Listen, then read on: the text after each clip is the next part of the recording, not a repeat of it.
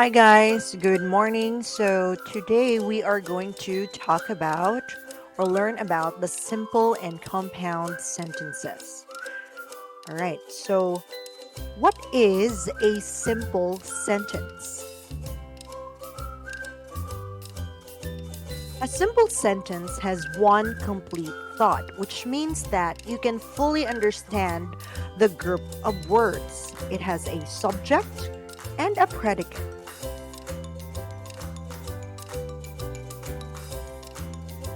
The subject in a simple sentence can either be simple or compound.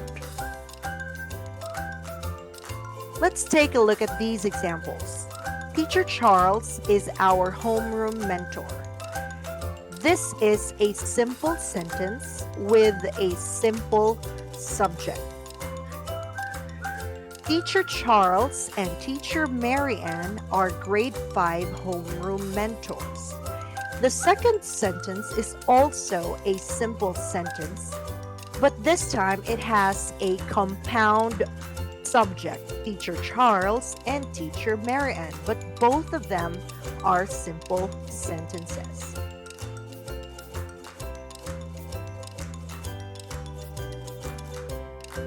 The predicate in a simple sentence can also be either simple or compound.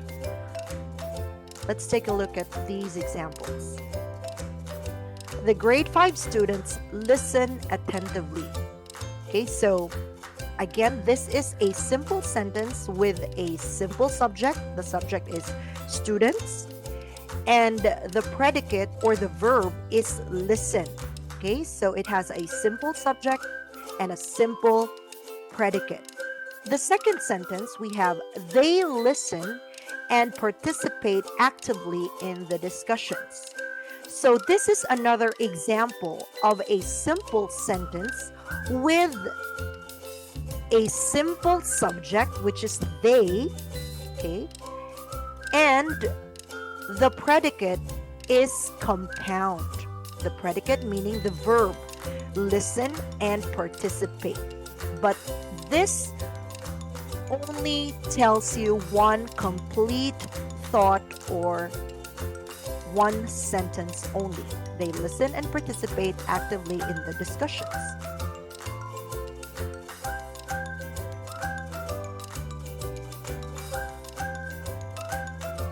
Now we ask, what is then a compound sentence? So a compound sentence, from the word itself, compound sentence, meaning there are two or more complete thoughts. It has two or more independent clauses. Independent clauses, what are those? Okay, so an independent clause is simply a group of words that contains a subject and a verb, and it expresses a complete thought. Therefore, an independent clause is simply just a sentence. So if you have a compound sentence, you'll have two independent clauses combined together.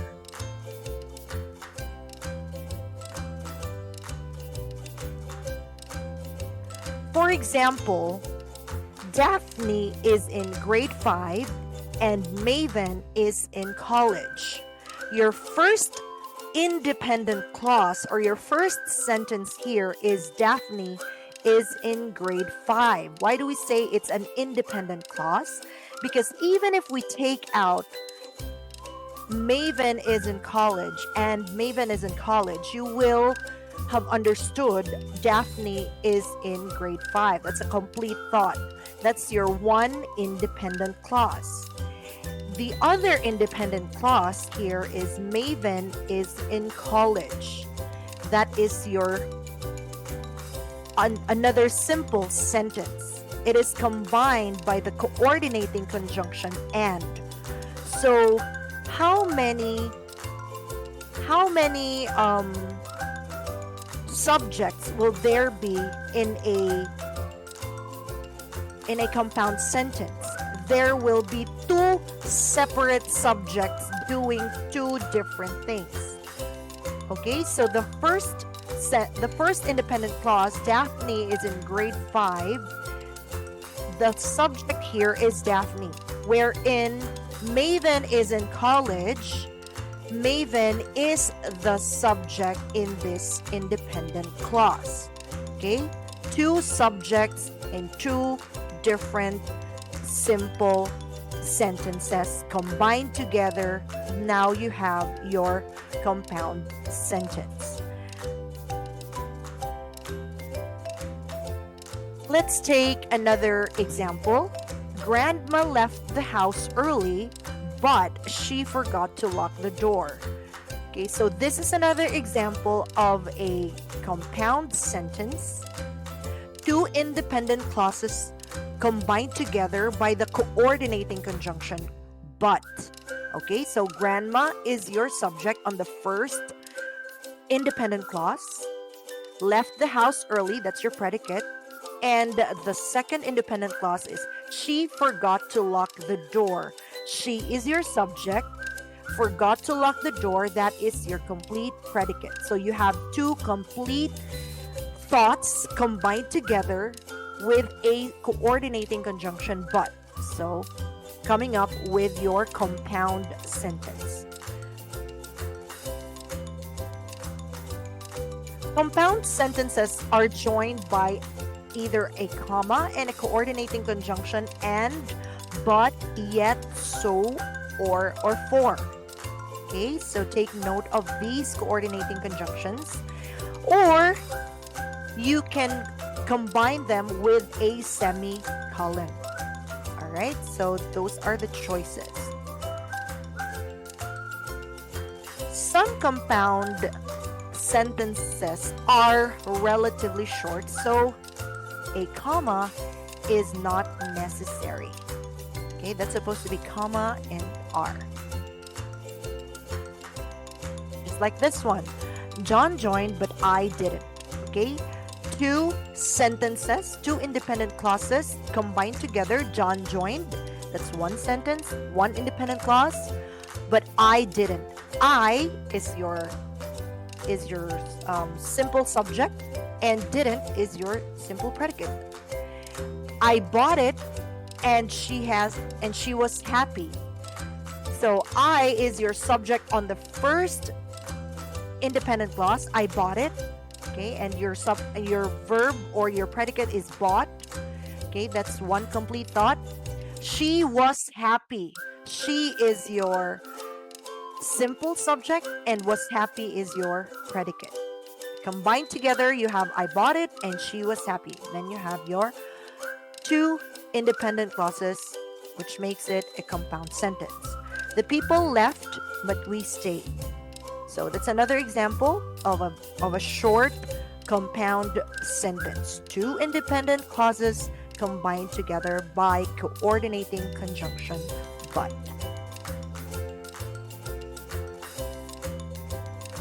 In simple sentences, we also use coordinating conjunctions to join two subjects or two predicates. Okay? So let's take, for example, this sentence. The grade 5 students and the grade 6 students joined the dance club. Now, don't get confused. This is a simple sentence with a compound subject, meaning there are two subjects in one independent clause or one complete sentence. The grade 5 students and the grade 6 students. Okay? These are your subjects. Join the dance club together. So this is two compound subject combined by coordinating conjunction and. So again, this is a simple sentence with a compound subject. Let's take a look at this example. The members packed their things and went to the conference room. Okay, so this is still another example of a simple sentence with a simple subject, which is members. The members packed their things and went to the conference room. but this time it has a compound predicate or verb. Packed their things and went to the conference room. But this is only one complete thought. Okay, so it is a simple sentence with a compound predicate combined by the coordinating conjunction and.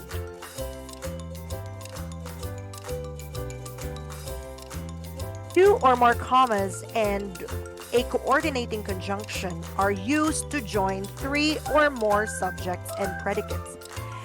Okay, so if there are already two or more, you'll have to have more commas as well, just like this one. The men, comma, women, comma, and, okay, your coordinating conjunction, children and the children at the park are all wearing red. So again, this is a simple sentence with a compound subject. Men, women, and children. Okay?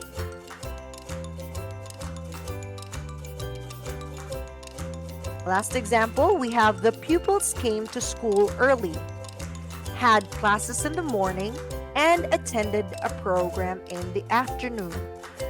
Notice the comma. Okay, that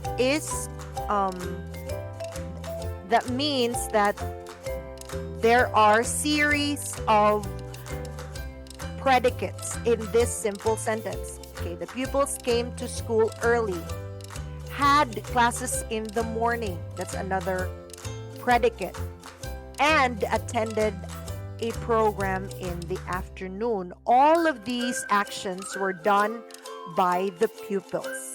Okay, so this is one complete thought with three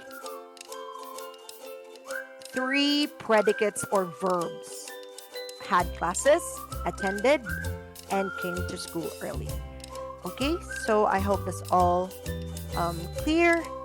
And so let's try to practice and see if you can determine whether or not,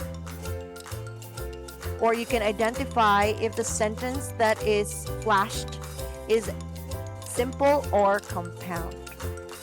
All right, let's have number one. Adam and Levi worked together on one cool project. Okay, so in this sentence, try to observe. All right, so this is an example of a simple sentence. Okay, this is only one complete thought, a simple sentence with a compound subject, Adam and Levi. Okay, but it's one complete thought. Let's have number two. Dad went to the office and mom went to the grocery store. Okay, is this a simple or a compound subject? I mean, compound sentence, rather. All right.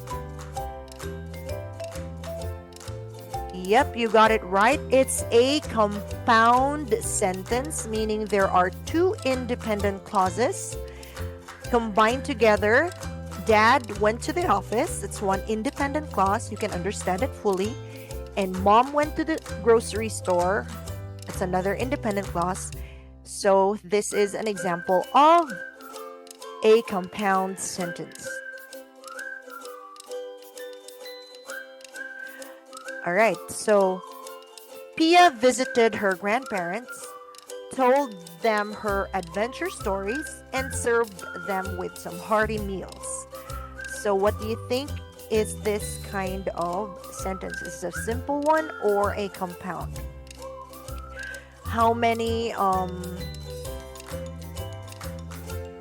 subject is doing the action?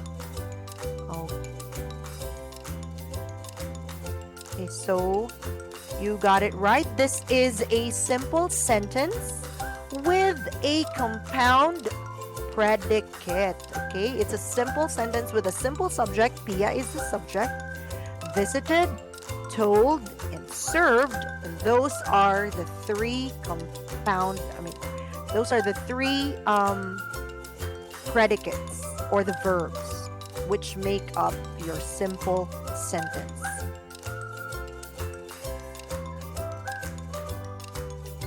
All right.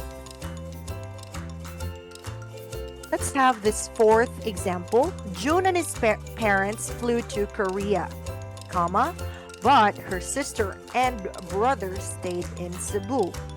So, what do you think? That's right. It's a compound sentence, two independent clauses. June and his parents flew to Korea. You can absolutely understand, even if you take out the other part of the sentence, you can still fully understand what it means. Her sister and brother stayed in Cebu. That's also one independent clause that you can fully understand, combined together by the coordinating conjunction, but now you have your compound sentence.